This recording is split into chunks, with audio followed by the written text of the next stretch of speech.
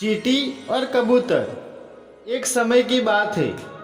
एक चींटी को बहुत जोर की प्यास लगी। वो चलते चलते एक नदी किनारे पहुंची। वे जैसे ही पानी पीने के लिए नदी की तरफ झुकी तो फिसलकर नदी में गिर गई। चींटी नदी में बहने लगी। उसी नदी किनारे एक पेड़ था जिस पर एक कबूतर बैठा हुआ था। उसे चींटी को पानी में डूबते हुए देखा तो उसे दया आ गई। उसने झट से एक पत्ता तोड़ा और पानी में गिरा दिया। चींटी झट से पत्ते पर चढ़ गई और तैरते हुए नदी किनारे पहुंच गई। चींटी बहुत खुश हुई और कबूतर को धन्यवाद किया और चींटी अपने घर की तरफ चल दी। कुछ दिनों बाद जंगल में एक शिकारी आया। उसने कबूतर को पेड़ पर बैठा हुआ देखकर निशाना लगाया। चींटी ने शिकार को कबूतर पर निशाना लगाते हुए देख लिया। चींटी झट से शिकारी के पास पहुंची और शिकारी के पैरों में जोर से काटा। शिकारी चिल्लाने लगा और उसका निशाना चूक गया। आवाज सुनते ही कबूतर आसमान की तरफ उड़ गया। कबूतर ने उड़ते उड़ते चींटी को धन्यवाद किया। शिक्षा। विपत्ति के समय जो हमारे काम आता है वही हमारा सच्चा मित्र होता है। पंख बिना मोर। बहुत साल पहले की बात है। ढोलकपुर नाम का एक गांव था। उस गांव के बाहर एक बड़ा और खूबसूरत जंगल था। उस जंगल में बहुत ही खूबसूरत पशु पक्षी भी थे। हर कोई इनकी बहुत तारीफ करता था, परंतु उनमें से एक मोर था जिसके पंख नहीं थे। इसलिए जब भी लोग उसे देखते खूब हंसते और मजाक उड़ाते। एक दिन गांव के मुखिया ने सोचा ये बिना पंख का मोर हमारे जंगल की खूबसूरती को कम कर रहा है, और यह सोचकर उन्होंने मोर को मारने का फैसला किया।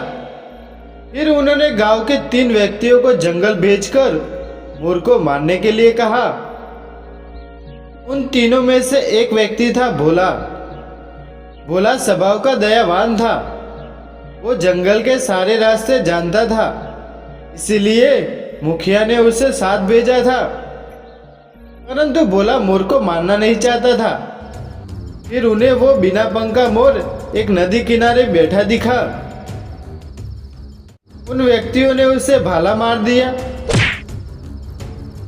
और वहां से चले गए।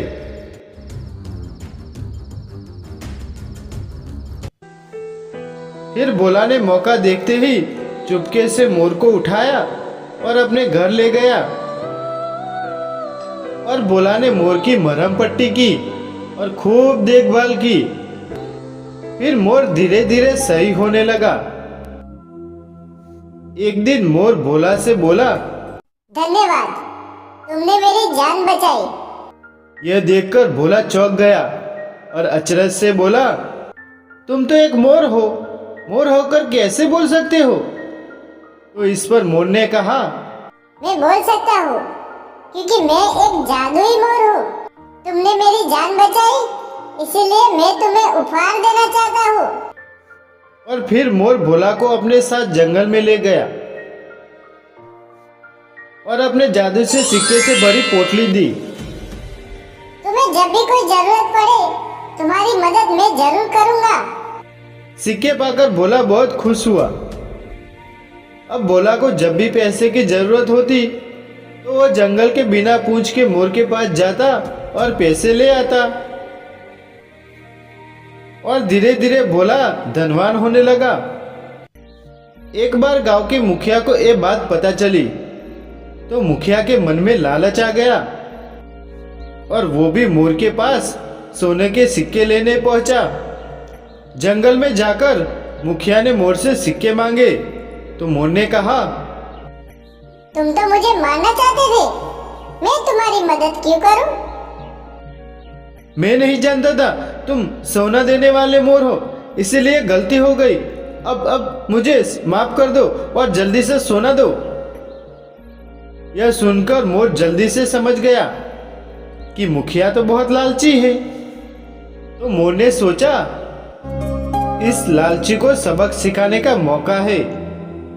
यह सोचते हुए मोर ने मुखिया से कहा, ठीक है, तुम ये पास वाले केले के पेड़ से केले तोड़ के लाओ।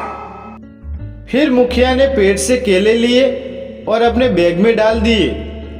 थोड़ा आगे जाने पर मुखिया सोचने लगा, इस कपटी मोर ने सोना देने के बजाय एक केले क्यों दिए मुझे? भिखारी हूं क्या? और यह सोचकर उसने केले फेंक दिए और घर चला गया।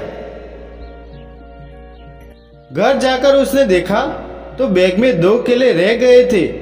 तो उसने कहा, अरे ये कहाँ रह गए?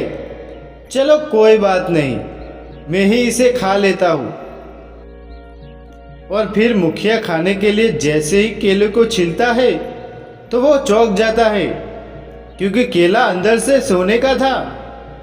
अब वो बहुत पछताने लगा और बोलने लगा, अरे ये मैंने क्या कर दिया? इतने सारे सोने के केले फेंक दिए। और फिर मुखिया केले लेने के लिए वापस गया, पर उसे कुछ नहीं मिला। और आखिर में वो रोते रोते बिना पंख के मोर के पास फिर पहुंचा। मेरे पंख ना होने के कारण तुमने मुझे बदसूरत मान लिया और मुझे मारने के लिए कहा। ठीक वैसे ही तुमने सिर्फ बाहर से ही देखा और अंदर से केले को मामूली समझकर फेंक दिया। तुमने अगर अंदर देखा होता तो तुम्हें सोना जरूर मिलता, परंतु अपने स्वभाव के कारण तुमने ऐसा नहीं किया और खुद ही अपना नुकसान करवा बैठे। इसमें मैं क्या कर सकता हूँ? मोर की बात सुनकर मुखिया बहुत दुखी हुआ और उसे अपनी गलती का एहसास हो गया। फिर उसने ऐसी गलती ना करने का वादा कर लिया।